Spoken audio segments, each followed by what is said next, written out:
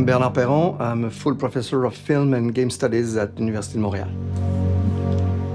Horror as an emotion is very unpleasant. That's just think about any terrorist attack. It's horrifying. You cannot do anything. You're stuck with that. You're frozen in place, and it's not a great emotion, and we don't want to leave that. I don't want to be horrified. I want to be scared. The good thing with fear is it's focused on the future. There's a danger, there's a threat on you. There's something, you're afraid of something, you're afraid of doing something.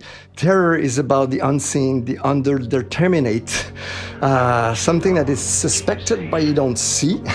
It's around and it's not there.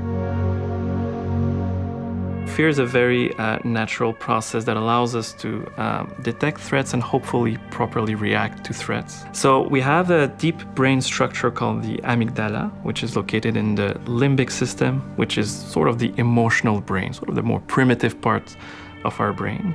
And the amygdala constantly monitors input from our senses, from our thoughts, from our memories, and whenever it detects a threat, it fires up the brain and the body in what we call a fight or flight response, where basically you either fight the threat or run away. It talks to the control center of our brain called the hypothalamus.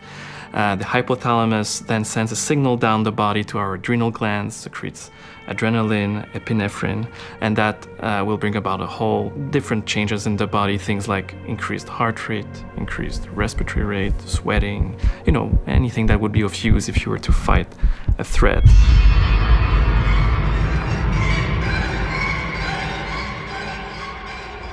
With video games, the simulation bring me to get in.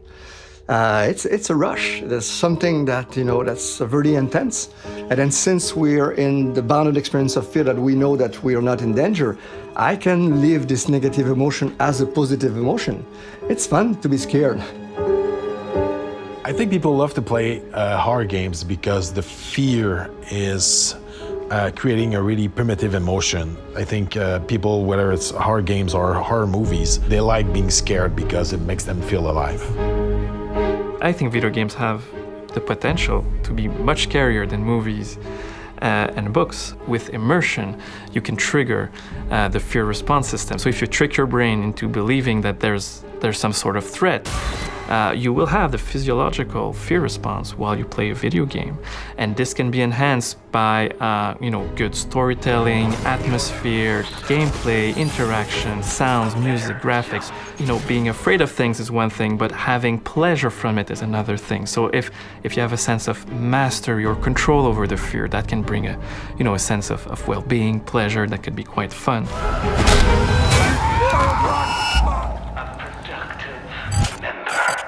Of society. Thank you for volunteering for the therapy. With Outlast, for me, I'm teaching that and I'm studying that. They can go as far as they want because I know this is, they want us to be horrified, they want us to be scared, they want us to be terrified. And then you have all that in Outlast.